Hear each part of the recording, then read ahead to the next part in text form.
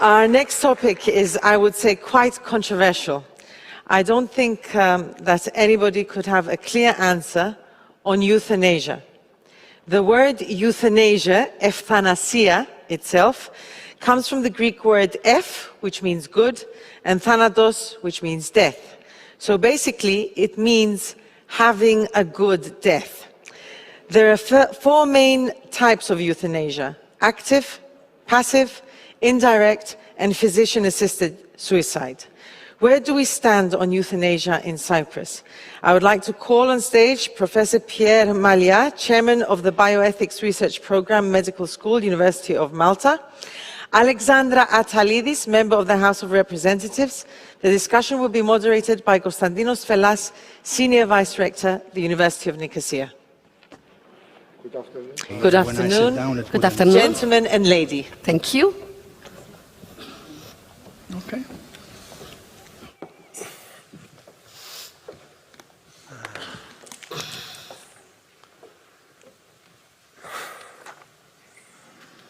We're far away. We keep a physical distance, maybe. Come close. No, I was instructed to sit here Okay. by the organizers. Okay. You are the chief. Yes. So we start. We I could think. start. We Yes. could start. Okay, we can start. Φίλες και φίλοι, η πρόσφατη αναγέννηση του ζητήματος της ευθανασίας στην Κύπρο μας αναγκάζει να ασχοληθούμε με την πραγματικότητα του θανάτου. Δημογραφικοί, πολιτισμικοί, κοινωνικοί και οικονομικοί παράγοντες υπησέρχονται στην προσπάθεια κατανόησης της μεγαλύτερης αλήθειας μας, της αντιμετώπισης του μεγαλύτερου φόβου της ζωής, που πλανάται σε κάθε υφή της ύπαρξης του ανθρώπου, ακόμα και στον 21ο αιώνα, με τα θαυμαστά επιστημονικά και τεχνολογικά επιτεύγματα. Μήπως αυτή η θεαματική ανάπτυξη των επιστημών της τεχνολογίας επιφέρουν θεμελιώδεις αλλαγές στις τάσεις της σύγχρονης κοινωνίας και των επιστημόνων της υγείας απέναντι στους ασθενείς με επικείμενο θάνατο? Έχουμε μήπως αποδομήσει το ταμπού του θανάτου? Η υπερφύης πραγματικότητα της κοινωνίας σήμερα χρωματίζεται έντονα, ίσως εντονότερα, από μια άρνηση της λήψης, του πόνου και της οδύνης που χαρακτηρίζει την περιραίουσα περίσταση του θανάτου. Οι κοινωνίες σήμερα δίνουν προτεραιότητα στην αποφυγή του θανάτου παρά στη μείωση της περιττής ταλαιπωρίας στο τελικό στάδιο της ζωής, με συνέπεια πάρα πολλοί άνθρωποι να πεθαίνουν σε όλο τον κόσμο με ένα άσχημο τρόπο. Με βάση τα προαναφερθέντα, ο θάνατος σήμερα, φίλες και φίλοι, μπορεί να θεωρηθεί και ως αποτυχία.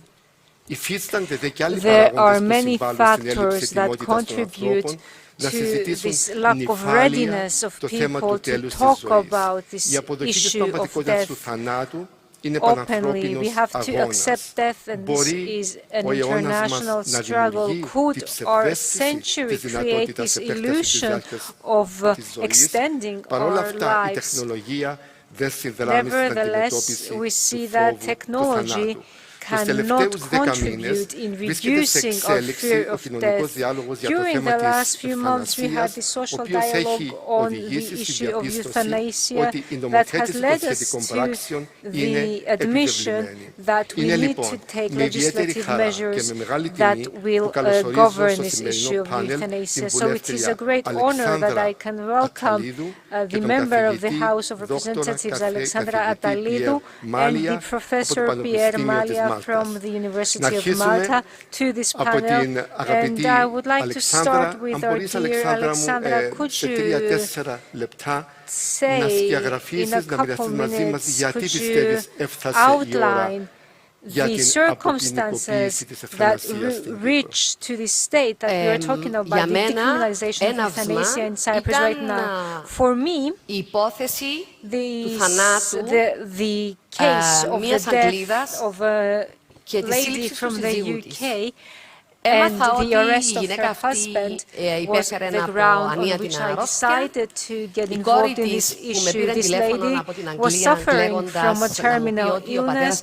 Her daughter called me crying from the UK, telling me that her father adored her mother and that her mother was suffering a lot and she was begging him to help her die in peace. So this issue has led me to get involved in this issue, and I believe personally in euthanasia because I believe that the quality of life and the entire life is also determined by death and the way we die. And for me, euthanasia is connected with different issues. It's a philosophical issue, a sociological issue, a political, a legal issue.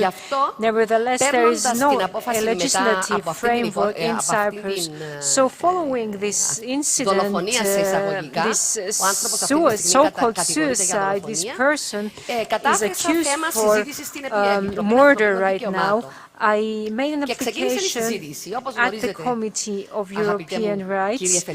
And as you know, dear Mr. Fella, the National Committee of Bioethics in Cyprus conducted a research on this topic, and I'm very happy that we started a dialogue. This is a very a very controversial issue.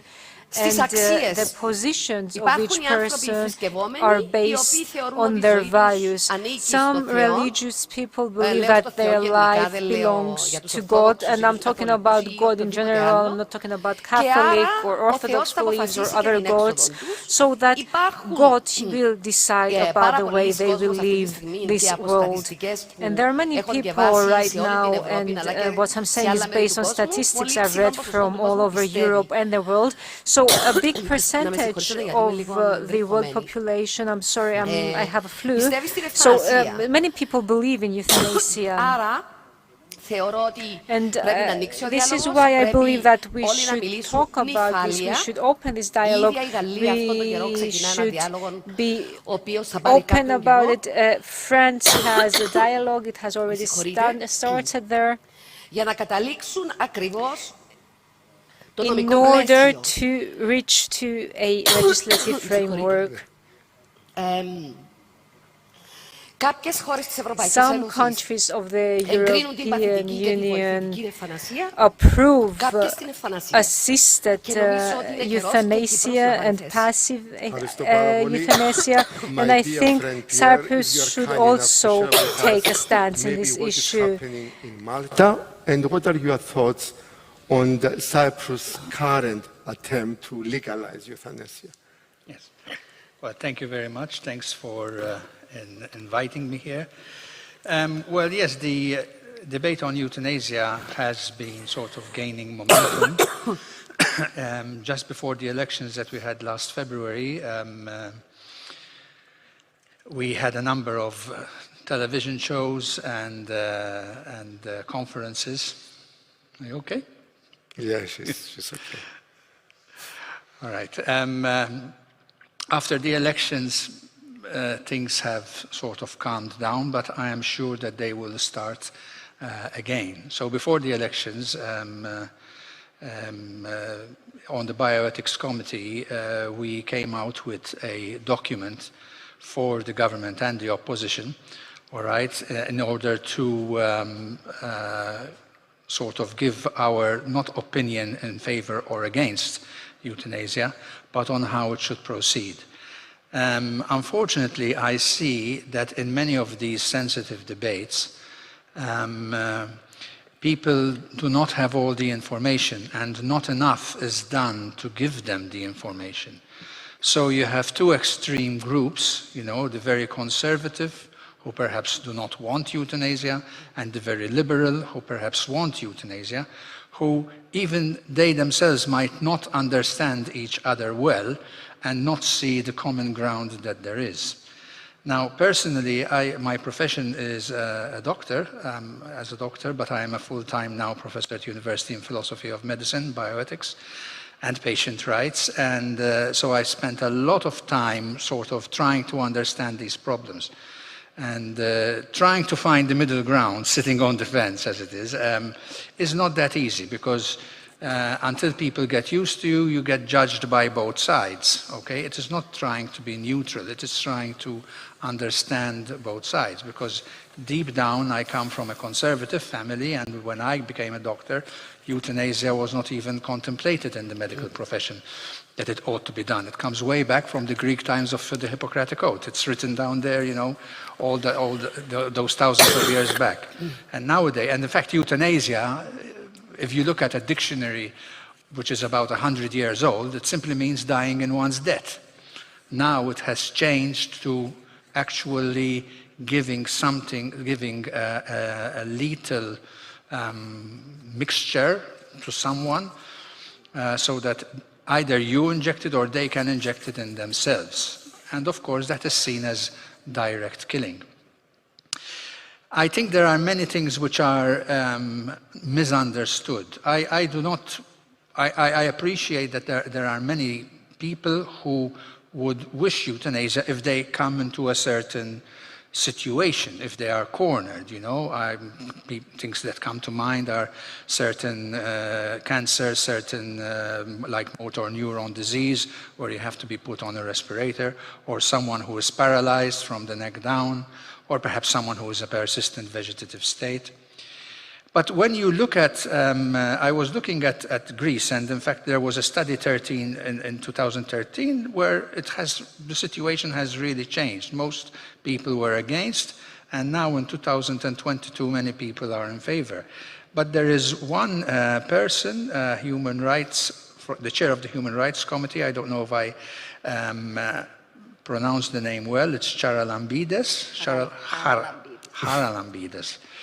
Okay. I won't say that translated in Maltese, because, you know, translations can mean very different things. And she said euthanasia should not be looked upon as a choice between life and death, but a choice between painful, tortuous death and death with dignity. Yes, and those are exactly the reasons against euthanasia, in actual fact. I would not choose those, because if those are the reasons, that means I'm not saying Cyprus, but also Malta, because this is the reasons that many people give when we go out, when we did surveys. Why do you want euthanasia? Well, I don't want a painful death. All right? I don't want to prolong death. I don't want, you know, I want a good death. So everyone wants a good death. But that is a failure of the medical system. And perhaps we will have time to explain. And that is what palliative care is all about. That is what advanced care planning is all about. And I can say, look, I have a right to refuse treatment. That is my right. I don't want to be put on a respirator for the rest of my life for 3 years. Just allow me to die, keep me comfortable, give me palliative sedation, and allow me to die. So there are issues where euthanasia might be contemplated, but in other issues, like a painful death, you know, too much suffering, well, those are issues which can be treated even in the present time. Perhaps there needs to be clarification of the law. But they are giving someone morphine because they are very much in pain until they are okay, even if it shortens life by a few days, from a moral point of view, and in most Christian religions, I presume even the Orthodox, that is not seen as euthanasia. But the law has to make us secure that, you know, the relatives do not tell us, well, my father died because of your last dose of morphine. You know, that is to treat the pain. It's not to kill the patient. Okay.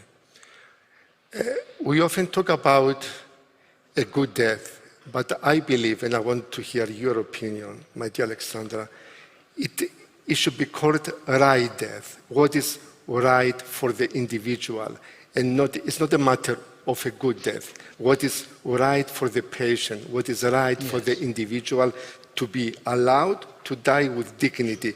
And at the end of the day, in a liberal democracy, we don't try and dictate how people should live. So why does society should try to dictate how people should die? Alexander? Νομίζω ότι Πρώτα απ' όλα πρέπει να κάνουμε το ερώτημα γιατί κάποιος να θέλει να πεθάνει. Κανονικά θεωρώ ότι ένας άνθρωπος δεν θέλει να πεθάνει. Έχουμε όλοι το αίσθημα της ζωής. Για να φτάσει ένας άνθρωπος να θέλει να πεθάνει, σημαίνει ότι η ζωή δεν έχει νόημα για αυτόν πλέον. Και δεν έχει νόημα η ζωή για διάφορους λόγους. Πρώτα, είναι το ζήτημα του πόνου.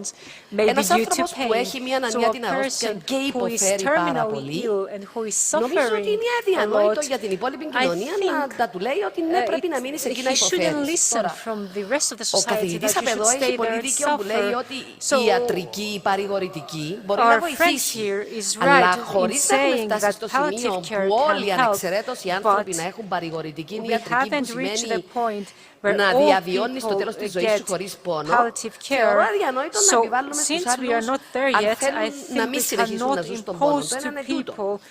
Υπάρχουν και άλλες περιπτώσεις και να σας αναφέρω τον Jean Luc Godard, ο οποίος είναι ο σκηνοθέτης ο περίφημος ο Γάλλος, ο οποίος τελευταία ζούσε στην Ελβετία και αποφάσισε ότι ήθελε να τελειώσει τη ζωή του γιατί λέει δεν είχε νόημα πλέον η ζωή του. Γιατί του κάθε ανθρώπου η ζωή του έχει και ένα νόημα. Δηλαδή ένας άνθρωπος που κινείται, που κάνει αυτά που τον ευχαριστούν, που έχει φίλους και που ζει μια κανονικότητα, έχει ένα νόημα η ζωή του. Ένας άνθρωπος όμως που μπορεί να είναι μέσα στο κρεβάτι, μόνος του, στη μοναξιά του, για πάντα, μπορεί να μην έχει νόημα η ζωή του. Ή το άλλο, η αξιοπρέπεια. Αν το σώμα σου καταλήξει να είναι ένα σώμα το οποίο οι άλλοι χειρίζονται, καθαρίζουν, δεν μπορείς να ελέγξεις τις λειτουργίες τους, αυτό έχει σχέση με την αξιοπρέπεια όπως την νιώθει ο καθένας. Εγώ θεωρώ ότι όπως δεν υπάρχει ο προσελκυσμός, απαγορεύεται δηλαδή να αναγκάσουν κάποιον να ανήκει σε μια θρησκεία, θεωρώ ότι δεν πρέπει να είναι απόφαση ολόκληρης της κοινωνίας με την έννοια της επιβολής της άποψης, ιδιαίτερα αν είναι θρησκευτική άποψη πάνω στους υπόλοιπους. Γι' αυτόν τον λόγο ξεκινήσαμε να το συζητούμε στην Βουλή. Γι' αυτόν τον λόγο θέλουμε να μπει νομοθετικό πλαίσιο. Γιατί σε τελική ανάλυση αυτό που είπετε, μια δημοκρατία, μια φιλελεύθερη δημοκρατία βασίζεται πάνω στην ατομική ελευθερία και στην επιλογή.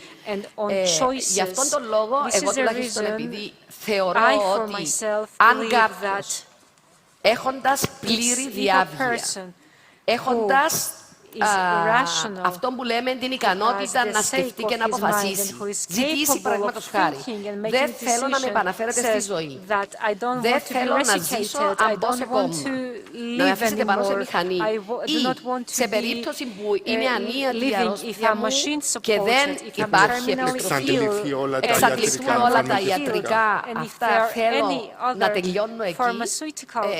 Εγώ το πέτω και λίγο παρακάτω. Εγώ μπορώ να το κάνω αυτό γιατί αγαπώ πολύ την οικογένεια μου. Παραδείγματος χάρη, και θεωρώ ότι δεν είναι ανάγκη να υποστούν μήνες ολόκληρους αυτής της διαδικασίας. Θεωρώ ότι είναι αρκετά προσωπικό θέμα η έξοδος μας. Εν ελέγχουμε την είσοδο μας στη ζωή. Αποφασίζουν οι γονείς μας ή εν αποφασίζουν να γεννηθούμε. Αλλά τουλάχιστον θεωρώ ότι πρέπει να έχουμε έναν έλεγχο στην έξοδο μας. If we will come to this world or not, but I think we should be able to decide if we want to live and how. Okay, then I will say it in a hurry. I say that we cannot control our entry in life. I believe that we should at least control our exit. And the exit, I am saying it's about dignity. When I feel that I have no dignity, when my body is just a body that others handle, I cannot control the functions of my body. It needs to be clean, fed, everything by others, and there is no return. Okay, there is no return from that stage. And the medical science says that it's a terminal disease. I'm in pain. Then I believe that in a liberal democracy, when I have full control of my faculty and my mind, then I am entitled to the exit I want. And I can do this to spare my family also the pain and the trauma for months and months of painful departure. this is my approach. Yeah. A couple of points. It's been argued that those who may ask for euthanasia are suffering from depression or some kind of mental illness. Is administering, is promoting, or is legalizing euthanasia the solution that our society proposes to loneliness and mental illness? I'm just presenting a counter-argument from those people who are against euthanasia. Yes, well, like I said, I'm trying to understand both sides of the argument. I can understand that there are some cases where a person might not wish to continue living in that state because it is irreversible. They are bedridden, they need to be cleaned and fed and whatever. Perhaps they may have no family and they are lonely. So under those circumstances, one can, not on a moral point of view, but perhaps even on a legal point of view, provide a right for that. However, to see the other side of the argument, then there are two things. One, which I already talked about, we need to see, for example, you mentioned, you're in pain. Pain ought not to be a reason for euthanasia because we can control pain. Now, pain and the pain relief, morphine can bring about death. That is an outcome. It is not the intended, but at least they die. Now, we are all going to die. Whether we can control our death or not is debatable. But we are all going to die. And to a certain extent, we all fear death. We all want to go to heaven if we believe in heaven, but we don't want to die, as we say. So sometimes people say, well, the nicest thing is that you die in your sleep, or that you're walking, then you faint and you die, okay? But what if I live till I'm 90 and, I really depend on other people, I'm not enjoying my life? Or what about someone who has dementia? It's okay. Someone who has dementia, as you mentioned, someone who is mentally ill. Now, it's interesting that, when we spoke on television in Malta, and we had people who were in favor or against there, many said, well, that there are certain conditions where you should have euthanasia. I mean, if you have a terminal illness or if that. Yeah. But someone who has depression, no. Well, I find that a problematic argument, because if we are speaking about rights, everyone should have a right. If we are speaking about whether I want to decide when to die, then everyone ought to decide when to die. So, but I agree that there have to be parameters, okay? So, like in Holland, they said someone who is terminally ill. Yeah. But then we have to remember that other things came in. They allowed someone with depression, with chronic depression, who was unable to be treated. I don't know if there is time. I wanted to mention something, however, the fact of dignity. Well, I think, yes, dying in dignity is good. We all would want someone to die in dignity, and no one wants to see anyone suffer. And this can be seen in extreme situations, like even in war. So as not to allow someone to suffer who is dying, they give them a very strong injection of morphine so that they die immediately. But those are the extreme circumstances. I think the dignity of the person is found on a different level. It's found on a more sort of humane, spiritual level, if you want. So now, not everyone finds that. For some people, this is valid. For some people, it sounds naive. It sounds stupid.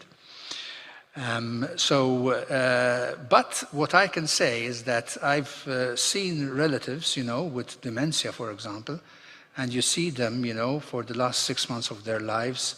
I think we spoke this morning, not really well taken care of, not with dignity, and you feel sorry for them. Yeah. But really, we don't know what's going on in their minds. And when my aunt was in a different ward, she was quite happy. When she saw our faces, she was happy. Now, in a separate ward, when she saw our faces, you can tell that there are feelings there. But the mind is like a black hole. I think it's the care that we provide to these people that determines how they are actually feeling. Now, of course, I don't want to be with dementia, but I don't know how it will be. Yeah. You might wish to put on your Yes, I will. I know, πρέπει να σε αποδεσμεύσουμε πολύ σύντομα, πρέπει να πάει στη Βουλή. Από ό,τι αντιλαμβάνομαι, στο δικό μας το νομοσχέδιο που τώρα ετοιμάζεται υπάρχουν ασφαλιστικές δικλείδες, πολύ αυστηρές, ώστε να αυξήσει, πιστεύω, όσο πιο αυστηρές είναι αυτές οι ασφαλιστικές δικλείδες, τόσο υψηλή θα είναι η αποδοχή του κόσμου γύρω από αυτό το θέμα. Καταρχάς, εγώ πιστεύω ότι πρέπει να ξεκινήσει δημόσιος διάλογος. Εγώ δεν πιστεύω ότι αυτά τα πράγματα λύονται από 56 βουλευτές που θα ψηφίσουν κάτι. Εμείς καταρχάς δεν είμαστε οι ειδικοί. Οι ειδικοί είσαστε οι επιστήμονες, είναι οι φιλόσοφοι, είναι όλοι οι άνθρωποι. Εμείς απλώς πιστεύω ότι πρέπει να ακούσουμε τι λέει ο επιστημονικός κόσμος, τις απόψεις των πολιτών και ανάλογα θα τοποθετηθούμε στο νομοσχέδιο το οποίο γίνεται, το οποίο σαφώς καθορίζει ότι η ευθανασία, παθητική ευθανασία, παραδείγματος χάρη, η υποβοηθούμενη ευθανασία, δεν θα γίνεται, γιατί η άλλη ευθανασία γίνεται. Εδώ και πάρα πολλά χρόνια γίνεται ευθανασία από τους γιατρούς σε περίπτωση, όπως είπε και ο γιατρός εδώ, ότι μπορεί να δοθεί μια υπερβολική δόση φαρμάκου για να σταματήσει να υποφέρει και θα πεθάνει ο άρρωστος. Και ξέρω παράδειγμα από την οικογένεια δική μου, η γιαγιά μου, η οποία 46 χρονών πέθανε από καρκίνο, είχε φρικτούς πόνους και βασικά τα τελευταίους μήνες της ζωής της ήταν τόσο πάνω στην μορφήνη που δεν αντιλαμβανόταν τι γινόταν γύρω της. Και πέθανε, αλλά είχε φρικτούς πόνους. Και αυτό μου το λέει η μητέρα μου, ότι πέθανε με φρικτούς πόνους. Αλλά έχω και ένα άλλο παράδειγμα. Ο παππούς μου, ο οποίος δεν άρρωσε ποτέ στη ζωή του, έφτασε τα 96 του να πεθάνει. Και στα τελευταία στάδια της ζωής του, ενώ όταν μεγάλωσε όταν το ρωτούσε παππού τι κάνεις, μου έλεγε θέλω να φύγω, μου έλεγε. Οπότε θεωρώ ότι ήταν και δύο άνθρωποι θρησκευόμενοι. Ενώ ήταν άνθρωποι που δεν ήταν πολύ θρησκευόμενοι. Άρα εγώ θεωρώ ότι να υπάρχουν οι παράμετροι, να είναι αυστηρές, αλλά το κράτος που θέλει να επιβάλλει στους πολίτες του κάποια πράγματα θα πρέπει να είναι σε θέση όλους τους πολίτες να τους παρέχει στα γυρατιά τους ή στην αρρώστια τους αυτό που ονομάζουμε αξιοπρέπεια. Δηλαδή δεν μπορείς να πεις εσύ θα πεθάνεις μόνος σου, φτωχικά, χωρίς να έχεις τα φάρμακα που χρειάζεσαι, χωρίς να έχεις υποστήριξη για να μπορείς να αντιμετωπίσεις τη ζωή σου, ενώ ο άλλος που μπορεί να έχει και τα εισοδήματα και τα άλλα θα περάσει πολλά πιο εύκολα το τελευταίο στάδιο της ζωής του. Άρα, το κράτος όταν επιβάλλει πράγματα, τότε θα πρέπει να έρχεται και να φροντίζει ότι αυτοί που πονούν θα έχουν παρηγορητική ιατρική και αυτοί που είναι μόνοι τους θα έχουν φροντίδα. Άρα, κατά την άποψη μου και καταλήγω, ο διάλογος ανοίγει, οι πολίτες πρέπει να πούν τις απόψεις τους, πρέπει να τις καταθέσουν τις απόψεις τους και καλά είναι οι πολίτες να είναι ενημερωμένοι για το τι, για το θέμα και τι γίνεται και σε άλλες χώρες και ποιες χώρες κάνουν τι. Να ξέρουν ότι θα είναι πολύ αυστηρό το νομοθετικό πλαίσιο. Δηλαδή κάποιος που έχει, ας το πούμε, κατάθλιψη, δεν θα μπορεί να κάνει ευθανασία, γιατί η κατάθλιψη σήμερα, δόξα τω Θεώ, τα Ζάναξ και δεν ξέρω τι άλλα φάρμακα υπάρχουν, μπορεί να βοηθήσουν σε μεγάλο βαθμό να υπάρχει καλή φροντίδα. Αλλά εκεί που δεν υπάρχει φροντίδα, μπορεί έναν άτομο να θέλει να πεθάνει επειδή έχει κατάθλιψη και δεν έχει νόημα η ζωή του. Άρα, διάλογος, ώστε να καταλήξουμε στο σωστό νομοθετικό πλαίσιο, ούτως ώστε να διατηρούν οι άνθρωποι την αξιοπρέπεια τους και να δικαιούνται να έχουμε αυτό που ονομάζουμε ευθανασία, που σημαίνει καλός θάνατος. Και να σας πω και κάτι, στην λειτουργία τη θρησκευτική, την Ορθόδοξη, αναφέρεται αυτό το πράγμα που λέει χριστιανά τα τέλη της ζωής μου, ανώδυνα. Ανώδυνα, λέει η Εκκλησία. Οπότε θεωρώ ότι μπορούμε να το κάνουμε. Ευχαριστούμε πάρα πολύ. Pierre, just for 1 minute, if you could just a closing I'm sorry. You will allow Well, Yes. Thank you. Well, I'm happy. For 1 minute for the closing. Yeah. I'm sorry, we could talk for hours. Yes, I can and see wish. that there are 2 minutes left there Yes. on the wall. I'm glad that your honourable representative mentioned the public debate. And I think this is very important. Now, public debate costs a lot of money.